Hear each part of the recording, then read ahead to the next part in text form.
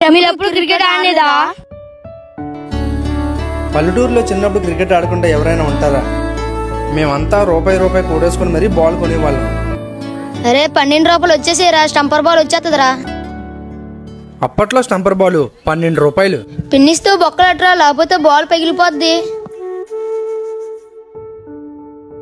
అప్పట్లో అసలైన క్రికెట్ కంటే ముందు మేము గ్రౌండ్ క్రికెట్ ఆడేవాళ్ళం. అది కూడా మట్ట బ్యాట్తో ఒక సర్కిల్ గీసి ఆ సర్కిల్ మధ్యలో బ్యాట్స్మెన్ ఉండి ఎవరైనా బౌలింగ్ వేయొచ్చు, ఎంత దూరమైనా కొట్టొచ్చు. బ్యాట్స్మెన్ కొట్టే షాట్ కి టీంలో ఉన్న ప్లేయర్ ఎంత స్పీడ్ గా కరిగితే అన్ని రన్స్ కొట్టినట్టు.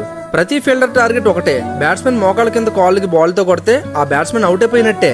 పొరపాటున బాల్ దగ్గర ఫీల్డర్ దొరికిందా బ్యాట్స్మెన్ కి గజ్జలు వణికేస్తాయి. ఈ ఆట ఆడిన ప్రతి బ్యాట్స్మెన్ సెంచరీలు కొట్టేసి ఉంటారు.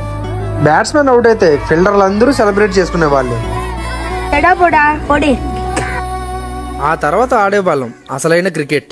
ఆడేటప్పుడు అసలు ఎండాకాలంలో మాకు టైం అనేది తెలిసేది కాదు. నీకు గుర్తుందా, మన క్రికెట్ ఆడే మధ్యలో ప్రసాద్ కూడా వచ్చి అందుకని ముందే పోయి పడాడు. అందుకే కదరా మధ్యలో వచ్చి మధ్యలో పోతాడని వాడికి సంక్రాంతి సెలవు